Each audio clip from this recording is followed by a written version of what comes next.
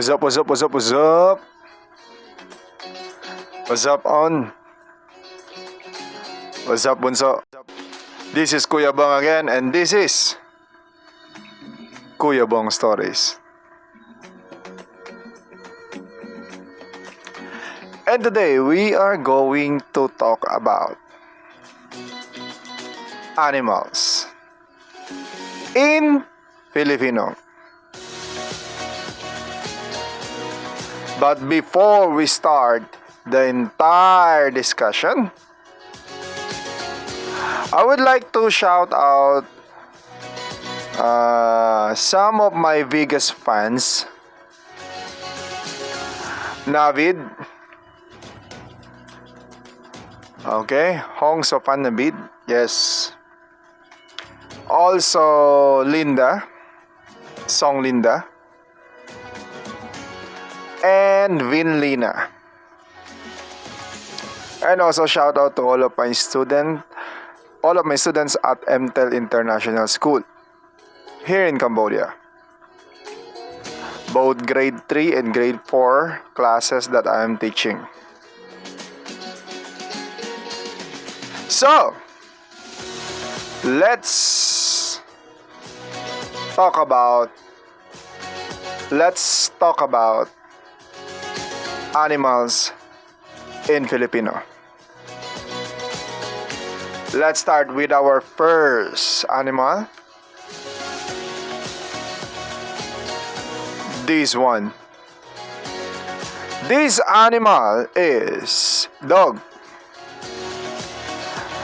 And in Filipino, this is aso. In Filipino, this is aso. Our next animal is cat.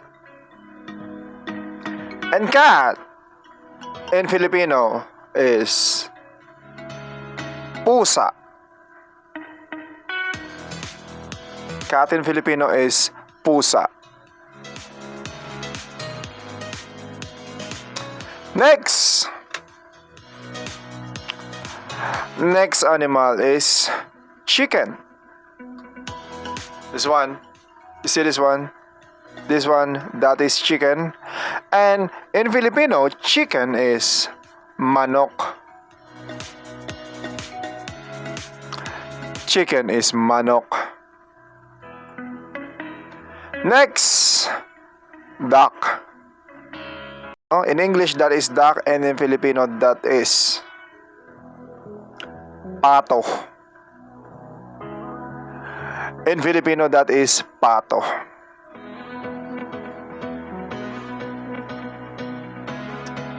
Next animal is cow. Cow in Filipino is baka. Cow in Filipino is baka. Next is pig. The Filipino word for pig is baboy. Filipino word for pig is baboy. Next is buffalo. Buffalo in Filipino is Kalabaw. Buffalo in Filipino is Kalabaw.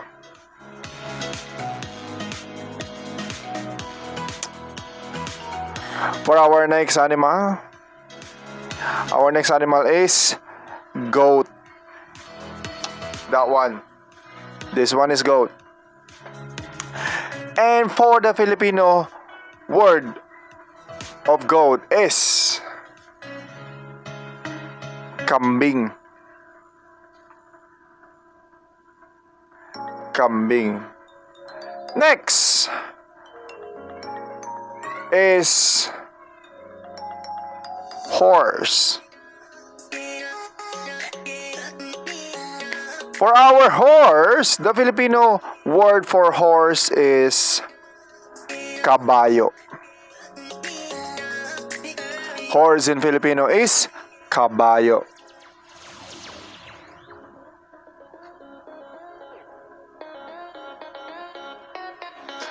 Next word.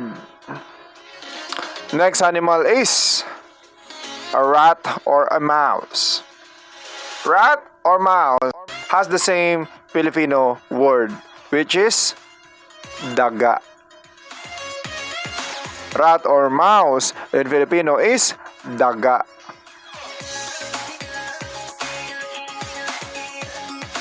Next. Next animal is elephant. Elephant in Filipino is Elepante. Elephant in Filipino is Elepante. For our next animal, this kind of animal is fast. Rabbit. Rabbit in Filipino is Kuneho. Rabbit in Filipino is Kuneho. Next animal. Our next animal is tiger. For the Filipino word for tiger is Tigre. Okay? So, in Filipino word, tiger is Tigre. Next, lion. In Filipino, lion is leon. In Filipino, lion is leon.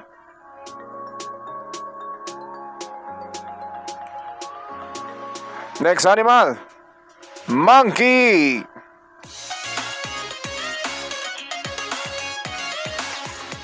Monkey in Filipino is Unggoy. Monkey in Filipino is Unggoy.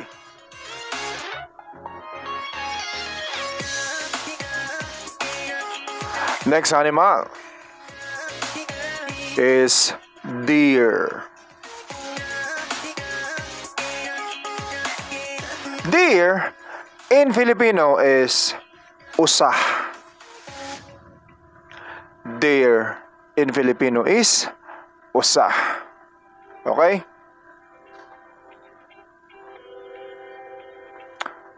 Next animal is a bat.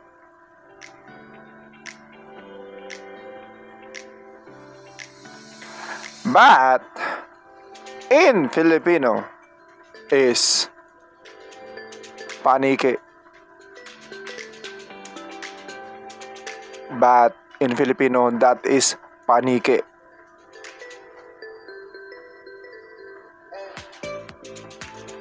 Next, fish. When I talk about fish, that is in general, fish. Okay? So fish in Filipino, that is isda. Fish in Filipino is isda. There are different types of fish. It only means that there are different types of isda. Next, turtle. Turtle in Filipino is Pagong. Turtle in Filipino is Pagong. Next animal. Crocodile. Crocodile in Filipino is buwaya. crocodile in Filipino is buwaya.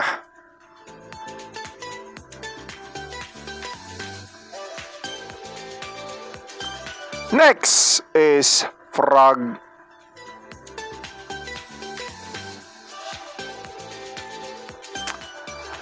Frog in Filipino is palaka. Frog in Filipino is palaka.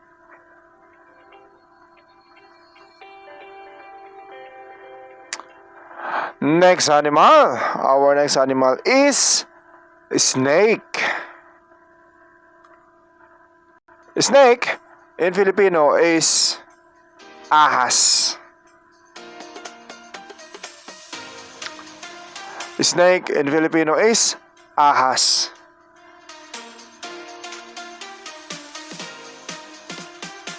Next animal, lizard.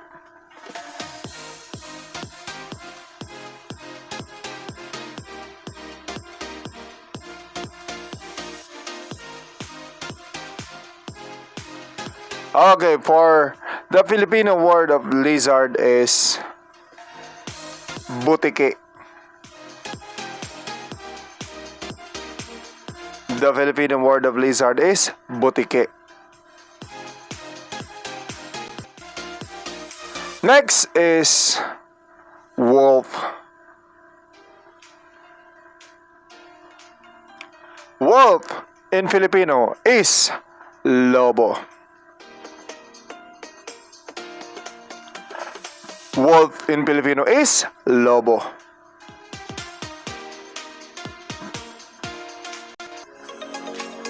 Okay, on. Okay, Bunso. Let's have a recap. Let's double check if you have learned something or not. By telling me what are the names of the animals. Please write down in your comment below. In each number, write down your answer in the comment. For our first question, okay, number 1. What is this animal? Okay. Number 2. This animal. Next, number 3. This one. Okay, next, number 4.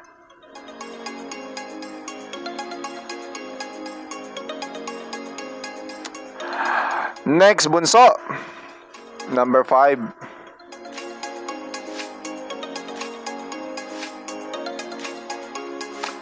Next, number 6.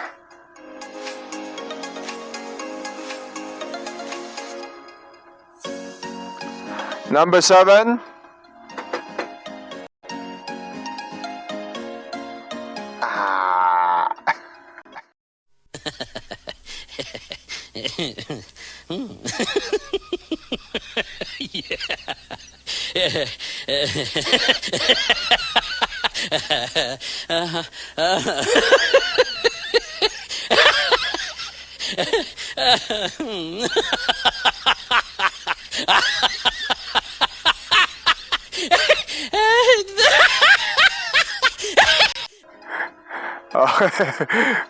Number 8. That one, number 8. Next, number 9, Bunso, and on.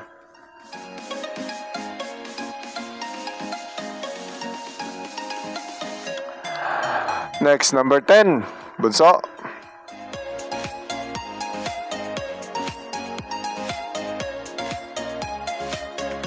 Next, number 11, Bunso, and on. That one, oh. Yes, that one. Number 12. This one, oh. This one, oh. Number 12. Number 12.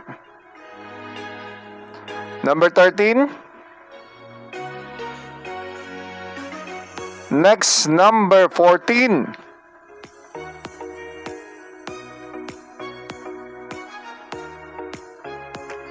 Next, number 15.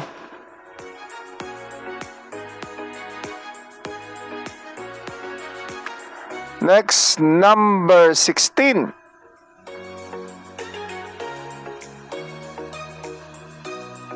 Number 17.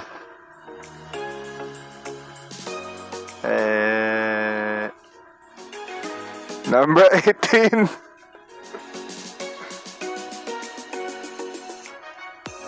Number 19.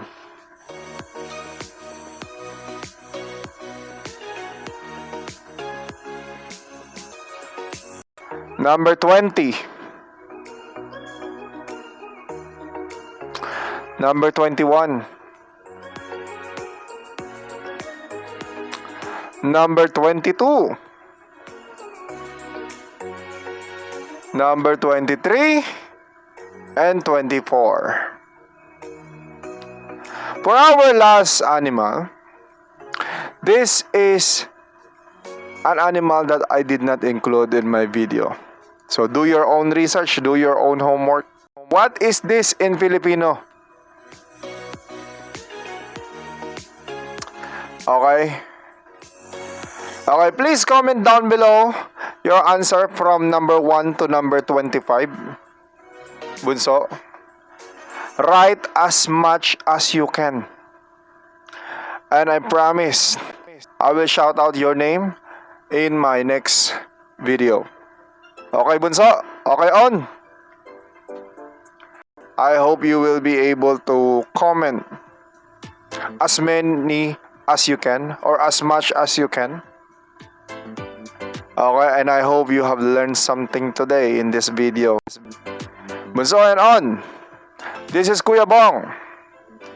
And this is Kuya Bong Stories. See you again on my next video. Bye-bye.